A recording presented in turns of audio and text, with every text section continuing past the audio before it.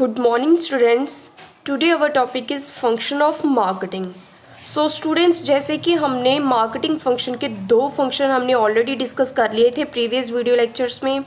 सो आज हम करेंगे last function of marketing. So last function है हमारा मार्केटिंग का फैसिलिटेटिंग फंक्शन.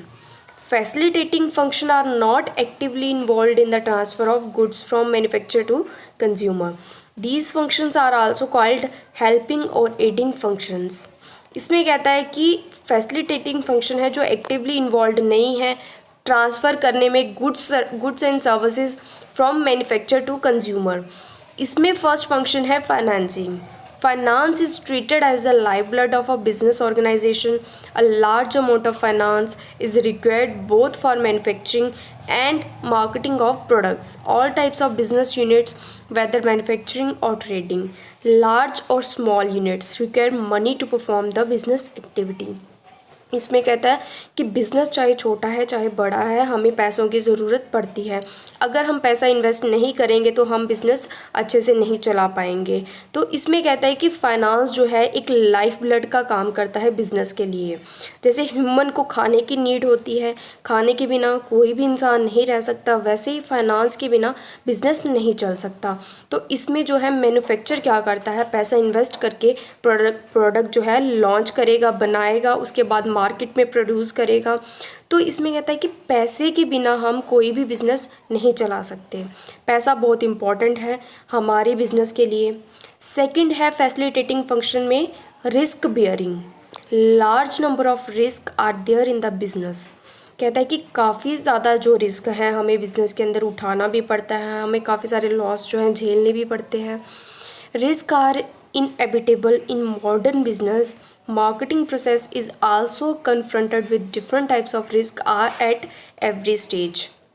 हमें क्या करना होता है कि रिस्क किसी भी स्टेज में कभी भी आ सकता है, तो हमें प्रिपेयर होना बहुत इम्पॉर्टेंट है ताकि हम उस रिस्क को उठा पाएँ और कुछ अच्छा कर सके बिज़नेस के अंदर.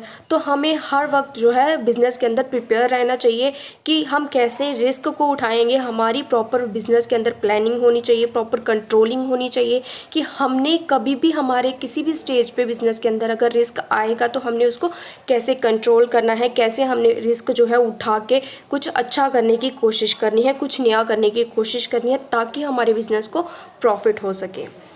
इसमें डेफिनेशन है फ्रैंक नाइट ने दी है, risk is a measurable uncertainty. कभी भी जो है रिस्क आ सकता है, हमें क्या करना है उसे प्रॉपरली मेजर करना है, प्रॉपरली उसका उपाय निकालना है ताकि हम प्रॉपरली रिस्क उठा के कुछ अच्छा करके प्रॉफिट गेन कर सके.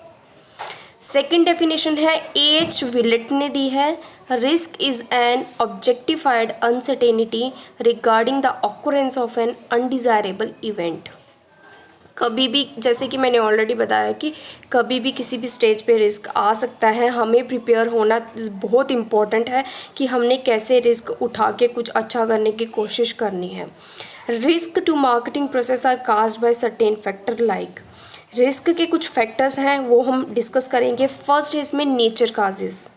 The risk caused by the nature calamity is such as floods, earthquake, storms, drought, lightning etcetera. इसमें कहता है कि अगर कोई रिस्क जो है नेचुरल आता है बिज़नेस के अंदर, जैसे सूखा पड़ जाना या अर्थक्वेक या फ्लड वगैरह आना, तो ये सब जो है नेचुरल है. अगर ये सब चीज़ें अगर आती हैं हमें फेस करनी पड़ती हैं तो ये चीज़ें जो है नेचुरल हैं. एक तो हो गया रिस्क जो नेचुरल वे में आती हैं. सेकेंड है हमारा human causes. Risk due to changes in preferences, taste of customer, lockout, strike by workers, dishonesty by employees. कहते हैं कि कोई भी बिज़नेस ओनर जो है अगर अपने एम्प्लॉयज़ के साथ डिसऑनेस्ट है, उनके साथ लॉयल नहीं है, तो तब भी रिस्क आ सकते हैं कि एम्प्लॉयज़ जो है स्ट्राइक पे बैठ सकते हैं कि उनको अच्छी सैलरी नहीं दे रही अकॉर्डिंग टू वर्कलोड. जितना उनको वर्कलोड दिया जा रहा है उसके अकॉर्डिंग उनको सैलरी नहीं दी जा रही, तो वो क्या करेंगे, स्ट्राइक पे बैठ जाएंगे. तो इससे क्या होगा कि हमारे एम्प्लॉय अगर हमसे खुश नहीं हैं, अगर ऑनर जो है बिज़नेस चला रहा है वो अपने एम्प्लॉयज़ को सेटिस्फाई नहीं कर रहा या कस्टमर को सेटिस्फाई नहीं कर रहा, उनके अकॉर्डिंग नहीं प्रोडक्ट बना रहा, तो तब भी बिज़नेस को रिस्क आ सकता है, रिस्क उठाना पड़ सकता है, लॉस झेलना पड़ सकता है. पहला हमने पढ़ा जो नेचुरल रिस्क आते हैं. सेकंड हमने पढ़ा कि ह्यूमन काजेज़, जो इंसान के थ्रू रिस्क उठाने पड़ते हैं कि अगर हमने कस्टमर सेटिस्फाई नहीं किया, हमने अपने एम्प्लॉयज़ के साथ हम लॉयल नहीं रहे, तो भी रिस्क उठाने पड़ सकते हैं हमारे वर्कर जो हमारे हमसे खुश नहीं होंगे तो। थर्ड है इसमें economic causes, risk due to changes in trade cycle, demand and supply, market competition etcetera. इसमें है कि अगर हमने, जैसे कि मैंने ऑलरेडी आपसे डिस्कस किया कि अगर हम कस्टमर की डिमांड्स नहीं सेटिस्फाई करेंगे तो हमें लॉस झेलना पड़ेगा, उनके अकॉर्डिंग प्रोडक्ट नहीं बनाएंगे तो। इसमें कहता है कि अगर हम डिमांड के अकॉर्डिंग सप्लाई नहीं कर रहे, गुड्स एंड सर्विसेज प्रोडक्ट जो है नहीं डिमांड के अकॉर्डिंग सप्लाई कर रहे, तो भी हमें लॉस हो सकता है। इकोनॉमिकल लॉस होना मतलब आपको पैसे का लॉस हो सकता है, तो ये भी जो है बहुत बड़ा रिस्क है एक बिज़नेस के लिए। फोर्थ है इसमें government policy, risk which are caused by the changes in government policy like fiscal, monetary and industrial policies. अगर हम गवर्नमेंट की प्रॉपरली पॉलिसीज़ को नहीं फॉलो करते, कोई भी बिजनेस जो ऑनर है गवर्नमेंट की पॉलिसी को अच्छे से नहीं फॉलो कर रहा, तो उससे भी जो है हमारे बिजनेस को रिस्क हो सकता है। हम Last we have miscellaneous causes. Sometimes causes like inefficient management, lower quality of products may also cause a loss. इसमें कहता है कि अगर हम एफिशिएंटली अपने मैनेजमेंट को अच्छे से कंट्रोल नहीं करेंगे, कोई भी ऑनर जो है अपने बिजनेस को अच्छे से कंट्रोल नहीं करता, प्लान नहीं करता, प्रॉपरली मैनेज नहीं करता, तो उससे भी हमें लॉस आ सकता है। हम क्या करेंगे, अगर लोअर क्वालिटी ऑफ प्रोडक्ट, मतलब कि हम अच्छी क्वालिटी प्रोडक्ट की अगर नहीं डिलीवर कर रहे अपने कस्टमर तक, तब भी हमें लॉस हो सकता है। हमारा कस्टमर डिससेटिस्फाई होगा, वो प्रोडक्ट से सेटिस्फाई नहीं होगा, प्रोडक्ट की क्वालिटी से सेटिस्फाई नहीं होगा, तो कंपनी को क्या होगा, लॉस होगा। Third we have marketing research. Marketing research may be defined as a deep and detailed analysis of different aspects of marketing. Marketing research help in marketing decision relating to product price, effectiveness of advertising, sales techniques, consumer taste and preferences. इसमें है कि marketing research में है कि हम properly market के अंदर होने वाली चेंजेस, जो भी हमारे कस्टमर की डिमांड्स हैं, उन पे प्रॉपरली हम क्या करते हैं, स्टडी करते हैं। स्टडी करके हम कस्टमर के अकॉर्डिंग उनकी डिमांड और नीड्स को ध्यान में रखते हुए हम क्या करते हैं, प्रोडक्ट बनाते हैं। इसमें आता है कि मार्केटिंग रिसर्च में हम क्या करते हैं, मार्केटिंग की प्रॉपर डिसीजन कैसे लेने हैं। सबसे पहले हम प्रोडक्ट जो है, जो भी ज़्यादा डिमांड में होगा, हम उसको रिसर्च करेंगे प्रॉपरली, उस पर स्टडी करेंगे। उसके बाद हम प्रोडक्ट के प्राइसेस क्या होंगे वो डिसाइड करेंगे, और कैसे हमने एडवर्टाइजिंग करनी है अपने प्रोडक्ट की through different newspaper, journals, news channels. उसके बाद हमने डिसाइड करना है कि हमने सेल्स की टेक्निक कौन कौन सी अपनानी है, कि हमने कैसे सेल अच्छी करनी है ताकि हमें प्रॉफिट हो सके। उसके बाद हमने ध्यान में रखना है कि कस्टमर का क्या टेस्ट है, क्या उसकी प्रेफरेंस है प्रोडक्ट को लेके। तो हमने वो सारी चीज़ों को स्टडी करके प्रॉपरली उसके बाद ही प्रोडक्ट हमने मार्केट के अंदर लॉन्च करना है। उसमें कहता है कि market research is conducted on the basis of primary data collected directly from the consumer, sales representatives, dealer, etc. and or secondary data collected from reports, newspaper and magazines, etc. These must be sufficient marketing information which may be analyzed, interpreted and used for making marketing decision.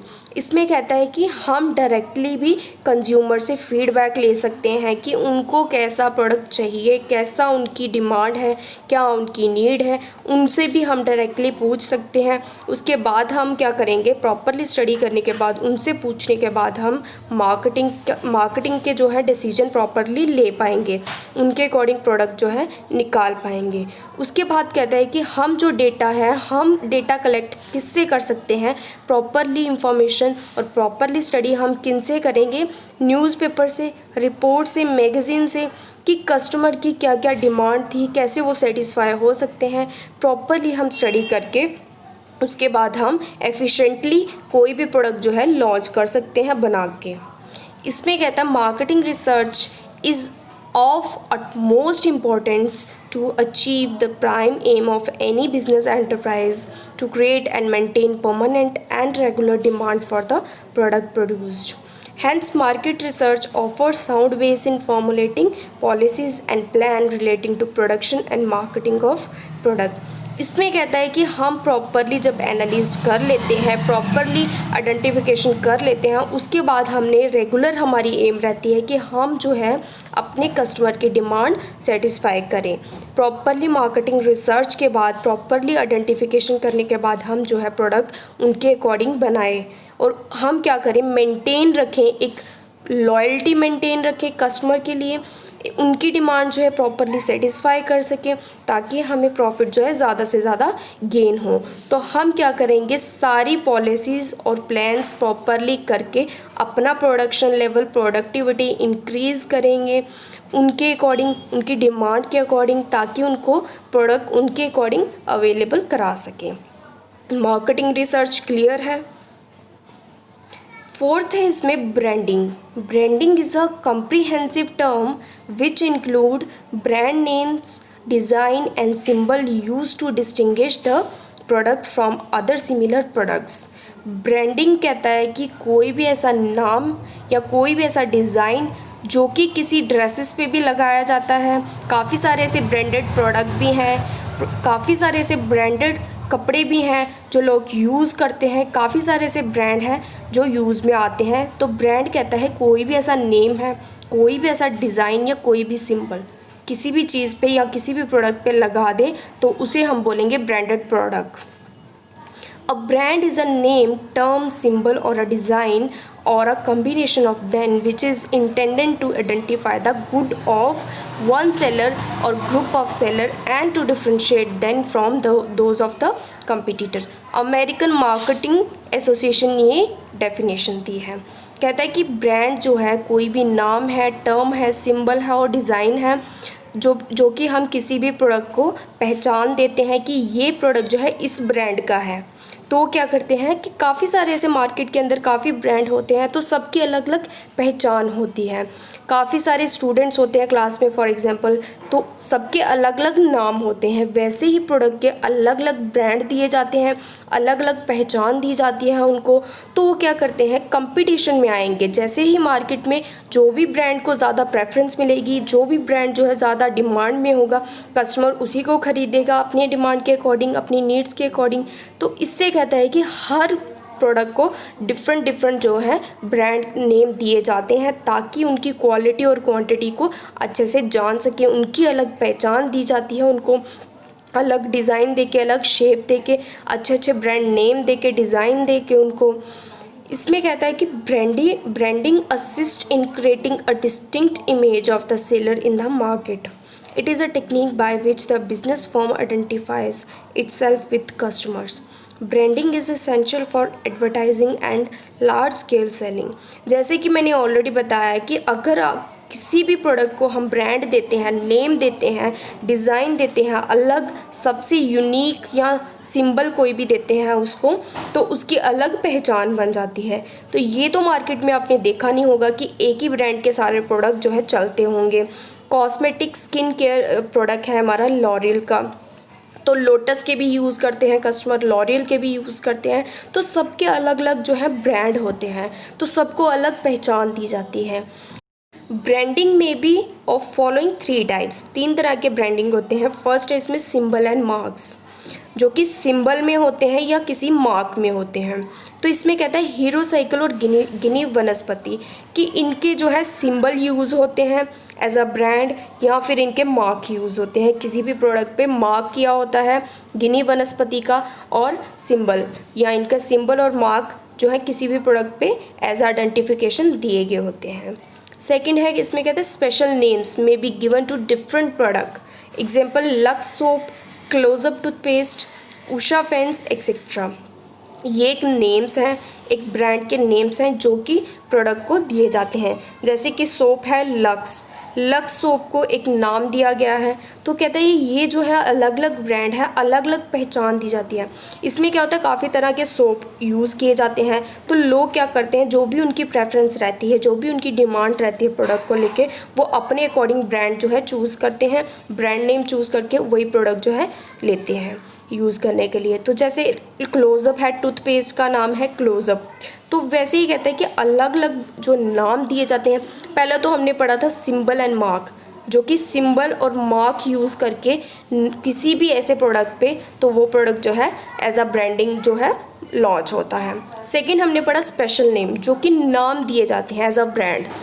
Lux soap, Closeup toothpaste, Usha fans, Usha के भी जो है fans use किए जाते हैं। तो काफ़ी Last we have sometimes the producer use their own name for the product produced by them. Example Bata shoes, Godrej refrigerator, HMT watches etcetera. कहता है कि कभी कभी क्या होता है कि प्रोडक्ट बनाने वाला क्या करता है, अपना नाम भी यूज़ करके प्रोडक्ट को देके एज अ ब्रांड वो क्या करता है, प्रोडक्ट लॉन्च करता है। तो इसमें इन्होंने एग्जांपल दी है बाटा शूज़ की, गोदरेज रेफ्रिजरेटर और HMT वॉचेस की। इसमें क्या किया है कि बाटा ने क्या किया, अपनी शूज़ जब लॉन्च किए हैं तो शूज़ को एज अ ब्रांड नेम देके उसने क्या किया, प्रोडक्ट जो है लॉन्च किया है। Next we have advantages of branding. First है इसमें branding is essential to carry an effective advertisement campaign. जब हम किसी भी प्रोडक्ट को एक नेम देंगे, एक ब्रांड नेम देंगे अच्छा, तो वो प्रोडक्ट जो है एक इफ़ेक्टिव वे में बाहर निकल के आएगा। अगर हम उसकी एडवर्टीज़मेंट करेंगे बाहर न्यूज़पेपर, न्यूज़ चैनल्स के थ्रू, जर्नल्स के थ्रू, मैगजीन्स के थ्रू, तो वो जो है एक ब्रांड प्रोडक्ट जो है ज़्यादा इफ़ेक्टिव दिखेगा। अगर हम किसी भी प्रोडक्ट को नाम नहीं देंगे तो वो कोई भी खरीदेगा नहीं, वो इतना इफ़ेक्टिव नहीं लगेगा। तो हमें प्रोडक्ट को नाम देना पड़ता है ताकि उसकी एक पहचान हो अलग, उसकी क्वालिटी की अलग पहचान हो, ताकि उसका नाम सुनते ही लोग खरीद लें। सेकेंड है इसमें branded product can be easily sold by the manufacturer by opening their own outlets. इसमें कहता है कि अगर हम किसी भी प्रोडक्ट को नाम देंगे, ब्रांड देंगे, तो उसकी अलग पहचान होगी, तो लोग उसको ईज़िली खरीद सकेंगे। Third we have branding expand the market for the product. Brand जो है कहता है कि कोई भी ऐसा प्रोडक्ट है, अगर हम उसको अलग पहचान देंगे, उसको अलग नाम देंगे, तो वो क्या होगा, मार्केट के अंदर ज़्यादा से ज़्यादा फैलेगा, ज़्यादा से ज़्यादा वो ख़रीदेंगे, लोग उससे सेटिस्फाई होंगे। तो ब्रांड का नाम सुनते ही लोग क्या करेंगे, उसको ख़रीद लेंगे ईज़िली। कैसे कि कोई भी ऐसा प्रोडक्ट है ब्रांडेड, जैसे कि स्किन केयर प्रोडक्ट है कॉस्मेटिक का, लॉरियल एंड लोटस, उसका नाम सुनते ही लोग उसको ख़रीद लेते हैं ईज़िली। तो इसमें branding helps in product differentiation. इसमें जैसे कि मैंने आपको कहा कि आप किसी भी प्रोडक्ट का नाम दोगे, उसको अलग पहचान दोगे, तो वो इजीली जो है लोग ख़रीद सकेंगे। अगर हम प्रोडक्ट को नाम ही नहीं देंगे तो आप कैसे प्रोडक्ट ख़रीदोगे, कोई भी उस प्रोडक्ट को नहीं ख़रीदेगा। तो इसमें कहता है कि काफ़ी सारे से ब्रांडेड प्रोडक्ट होते हैं, कंपटीशन में आते हैं मार्केट में। तो इसमें क्या होगा कि अगर हमने सबको अलग अलग ब्रांड नेम दिए होंगे तो लोग जो हैं उसमें अलग अलग फ़र्क समझ पाएंगे कि कौन सा ब्रांड अच्छा है, कौन सा ब्रांड अच्छा नहीं है। लास्ट में have it helps in creating and maintaining regular demand for the product. Branded product की जो है रेगुलर डिमांड होगी, ज़्यादा से ज़्यादा लोग जो हैं डिमांड क्रिएट करेंगे, तो हमें फ़ायदा होगा, ऑनर को फ़ायदा होगा कि वो उनकी डिमांड अच्छे से सेटिस्फाई कर सकेगा। अगर वो ब्रांड नेम देगा ही नहीं अपने प्रोडक्ट को तो उसका प्रोडक्ट जो है अच्छे से ईज़िली सेल नहीं होगा। कि कोई भी प्रोडक्ट जो है उसका अगर नाम नहीं होगा तो कोई भी लोग उसको ख़रीदेंगे नहीं। कस्टमर जो है मार्केट के अंदर वही प्रोडक्ट खरीदते हैं जो ब्रांडेड प्रोडक्ट हो, या किसी ऐसे प्रोडक्ट को ख़रीदेंगे जिसका नाम दिया गया हो, जो क्वालिटी वाइज अच्छा होगा। Next we have pricing. Price refers to the value of a product expressed in terms of money. It is the process of determining the price of a product or service. Various factors like cost of production, demand of product, nature of competition, government policies, purchasing power of consumer play important role in fixing the price of a product. इसमें कहता है कि price हम किसको बोलेंगे, जो भी किसी भी प्रोडक्ट की वैल्यू होगी तो उसको जब कोई भी ऐसा कस्टमर जब पे करता है मनी में, इन टर्म्स ऑफ मनी में, तो हम क्या करेंगे, उसको प्राइस बोलेंगे। तो प्राइस प्रोडक्ट का डिसाइड कौन करता है, गवर्नमेंट पॉलिसीज़ जो हैं जितनी भी निकलती हैं तो उसके अकॉर्डिंग जो है हम प्लान करते हैं, डिसाइड करते हैं product. Purchasing power of consumer, तो उससे भी हम क्या करेंगे, ये सब जो है बहुत इंपॉर्टेंट रोल प्ले करते हैं किसमें, प्राइस फिक्स करने में किसी भी प्रोडक्ट का। Sixth we have packaging. Packaging means a wrapper और a container in which a product is encased and presented to the consumer. Packaging कहता है कि कोई भी ऐसा रैपर या कोई भी कंटेनर में जब आपको चीज़ मिलती है, कोई भी प्रोडक्ट जो आपको मिलता है किस में, रैपर में या कंटेनर में, तो उसको हम बोलेंगे पैकेजिंग।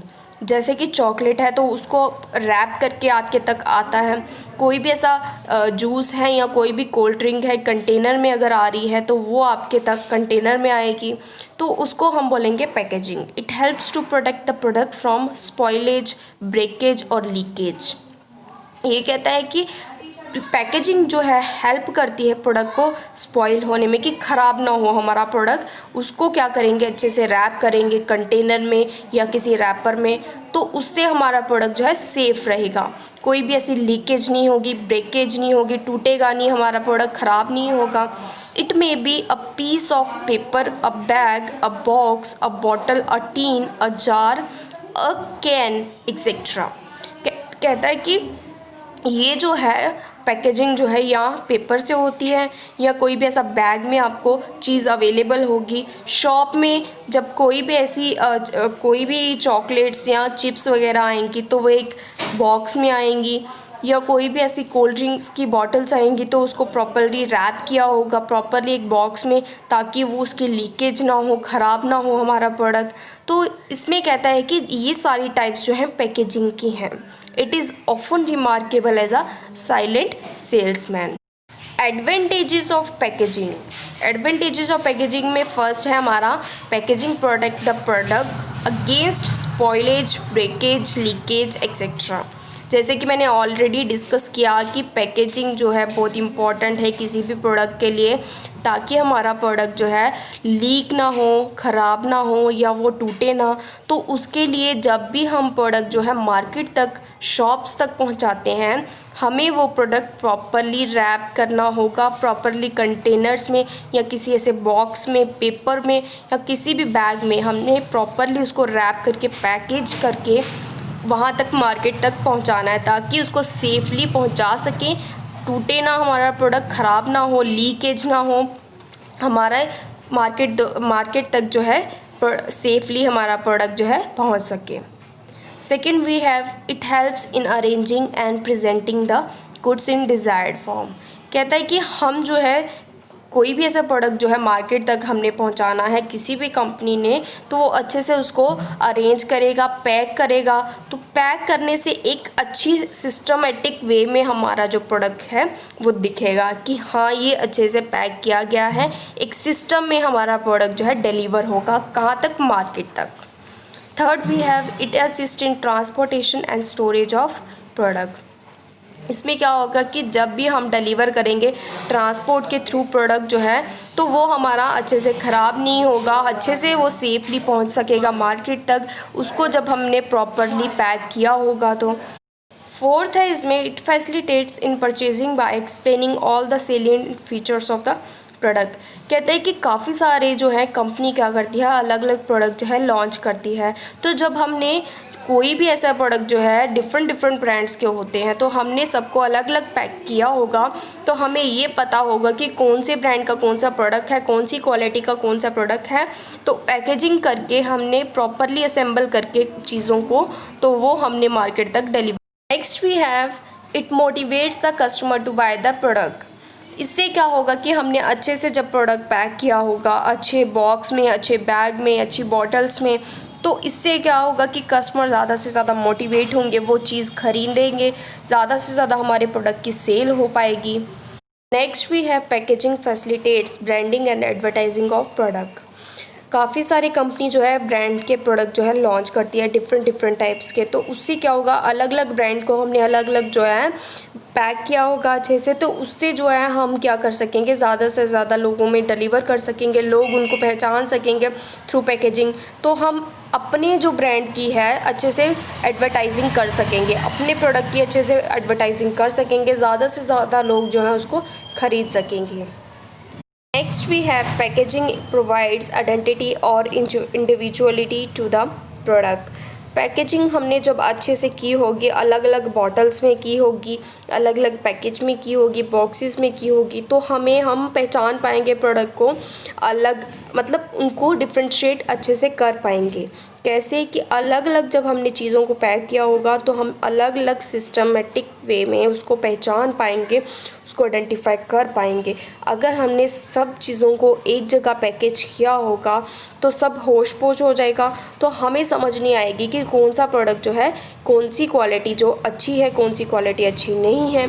तो हमने क्या करना है, क्वालिटी वाइज जो है, शेप वाइज, डिज़ाइन वाइज जो है अलग अलग प्रोडक्ट को अलग अलग पैक करना है।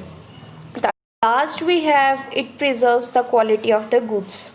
इससे क्या होगा कि हमने जब अच्छे से पैक किया होगा, जैसे कि मैंने पहले भी कहा कि हमने जब कोई भी ऐसा प्रोडक्ट अच्छे से पैकेज किया होगा, उसको अच्छे से प्रॉपरली बॉक्स में, किसी भी बैग में या पेपर रैपर किसी में भी अच्छे से पैक किया होगा, तो वो अच्छे से रिप्रेजेंट होगा। पैकेजिंग प्रोडक्ट से क्या होगा, हमारी क्वालिटी वाइज भी अच्छा प्रोडक्ट रहेगा, लीकेज नहीं होगी, ब्रेकेज नहीं होगी हमारे प्रोडक्ट की, ज़्यादा से ज़्यादा उस प्रोडक्ट की सेल हो अगर अच्छे से हमने उसको रैप किया होगा। नेक्स्ट टॉपिक है हमारा role of marketing in a developing economy. क्या क्या रोल रहे हैं मार्केटिंग के इकोनॉमिक डेवलपमेंट में। Marketing has an important role to play in bringing up fast economic and social changes that are essential for growth and prosperity of an economy. Marketing greatly contribute to raise the standard of living, improve the quality of life, development of business activities. One of the particular feature of a developing economy is the faster economic growth and development, which is successfully achieved through marketing. कहते हैं कि बहुत important role रहा है marketing का।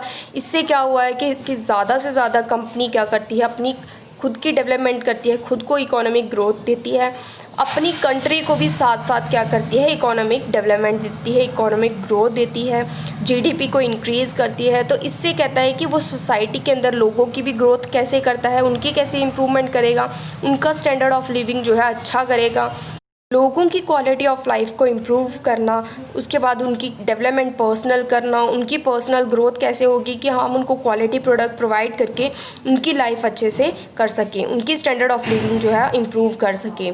इसमें कहता है one of the particular feature of developing economy is a faster economic growth and development which is successfully achieved through marketing. इससे क्या होगा कि हम जो है सक्सेसफुली गोल अचीव कर पाएंगे मार्केटिंग अच्छी करके, लॉयल रह के, अपने कस्टमर से लॉयल रह के, उनकी डिमांड और नीड को प्रॉपरली सेटिस्फाई करके प्रॉफिट गेन कर सकते हैं। उससे क्या होगा, इकोनॉमिकल डेवलपमेंट होगी हमारी भी और हमारी कंट्री की भी। Next we have Benjamin Higgin ने ये डेफिनेशन दी है, the progress of under developed countries depends not only on their attainment in agriculture and manufacturing but also on the development of an efficient marketing system। Benjamin Higgin ने कहा है कि सिर्फ country की प्रोग्रेस और development जो है depend agriculture और मैन्युफैक्चरिंग पे ही नहीं होती, गुड मार्केटिंग सिस्टम होना बहुत इंपॉर्टेंट है किसी भी कंट्री में। कोई भी बिज़नेस हम चलाते हैं, अगर हम अच्छी मार्केटिंग नहीं कर सकते तो हम बिज़नेस अच्छे से स्मूथली रन नहीं कर सकते। हमें बहुत अच्छी मार्केटिंग करना आना बहुत इम्पॉर्टेंट है, बहुत ज़रूरी है। हम कोई भी बिज़नेस चला रहे हैं तो उसमें हमें अच्छी मार्केटिंग करना आनी चाहिए, अच्छी कम्युनिकेशन हमने अपने कस्टमर के साथ कैसे करनी है, हमने अपना प्रोडक्ट जो है कैसे बेचना है कस्टमर को। तो उससे कहता है कि मार्केटिंग प्रॉपरली हमें आनी बहुत इम्पॉर्टेंट है। अगर हमें मार्केटिंग अच्छे से आती होगी, प्रॉपरली कम्युनिकेट कर पाएंगे हम अपने कस्टमर को, उनको प्रोडक्ट के बारे में बता पाएंगे कि हाँ हमारे प्रोडक्ट के क्या फ़ायदे हैं, उनको प्रॉपरली इंफॉर्मेशन दे पाएंगे, तो वो ज़्यादा से ज़्यादा प्रोडक्ट जो है सेल होगा। जब प्रोडक्ट जो है ज़्यादा से ज़्यादा सेल होगा, हमारी मार्केटिंग उन पे इफ़ेक्टिव वे में पड़ेगी, तो हमें डेफिनेटली हमारी इकोनॉमिक ग्रोथ जो है डेफिनेटली होगी। इसमें है फर्स्ट है इसमें remove the causes of under developed. Marketing plays an important role of remove the various causes of under developed of a country. It balances the major wings of economy, production and consumption. Marketing has the ability to convert the needs into want and potential demand into real demand. Marketing also converts the economic into consumption oriented economy. इसमें कहता है कि हमने क्या करना है, अपने business के अंदर कैसे डेवलपमेंट करनी है, अपनी कंट्री की कैसे डेवलपमेंट करनी है, उनकी जीडीपी कैसे इंक्रीज़ करनी है, हमने अच्छे से मार्केटिंग कैसे करनी है, प्रॉपरली स्टडी करके, प्रॉपरली रिसर्च करके मार्केट के अंदर क्या नीड्स हैं, क्या उनकी डिज़ायर हैं कस्टमर की, उनको सेटिस्फाई करना है, उनको हमने अच्छे वे में, इफ़ेक्टिव वे में कैसे लाना है कि हमने प्रॉपरली प्लान करके, प्रॉपरली डिसाइड करके कि क्या उनकी नीड्स, क्या उनकी डिमांड्स हैं, उस पे प्रोडक्ट हम बना के उन तक प्रोवाइड करेंगे, उन तक। Second we have improves the productivity. हमने प्रोडक्शन लेवल को कैसे इम्प्रूव करना है, अच्छा कैसे करना है। Marketing improve the productivity in the form of economy, efficiency and effectiveness. The growth rate of an economy is reflected through the improvement in production. हमारा प्रोडक्ट अच्छा होगा, उसकी क्वालिटी अच्छी होगी, हमारा प्रोडक्ट इफ़ेक्टिव होगा, तभी हमें इकोनॉमिक ग्रोथ हो सकेगी। तो हमें क्या करना है, कंपनी के अंदर हमें क्वालिटी वाइज अच्छा रखना है प्रोडक्ट, ताकि हमारा कस्टमर जो सेटिस्फाई हो सके, उस प्रोडक्ट की ज़्यादा से ज़्यादा सेल हो सके, हमें इकोनॉमिक ग्रोथ हो सके। Third we have profit oriented. किसी भी कंपनी का एक ही लक्ष्य रहता है कि हमें कैसे भी करके प्रॉफिट गेन हो, हम अपना अच्छा दे सकें, अपनी बेस्ट परफॉर्मेंस दे सकें, तो उससे हमें ज़्यादा से ज़्यादा प्रॉफिट गेन हो। इसमें कहता है marketing is a profit oriented approach. It can direct any economic activity to top level of output and profitability. It can assist in enhancing the value to the production resources. हमने क्या करना है, अच्छे से एनहेंस करना है, ताकि हमारा प्रोडक्ट जो है अच्छे से बाहर निकल के आए, मार्केट तक अच्छा निकल पाए, तो जो हमारे कस्टमर जो है सेटिस्फाई हो सके। कस्टमर सेटिस्फाई होंगे प्रोडक्ट से तो डेफिनेटली हमें प्रॉफिट गेन होगा। Next we have create utilities. Marketing create place utility, time utility, possession utility and perception utility. इसमें कहता है कि हमने टाइम यूटिलिटी कैसे क्रिएट करनी है, सही टाइम पे उनको चीज़ अवेलेबल करानी है। जिस टाइम पे हमारे कस्टमर को चीज़ चाहिए, हमने उसी टाइम पे अवेलेबल करा के प्रॉफिट गेन करना है।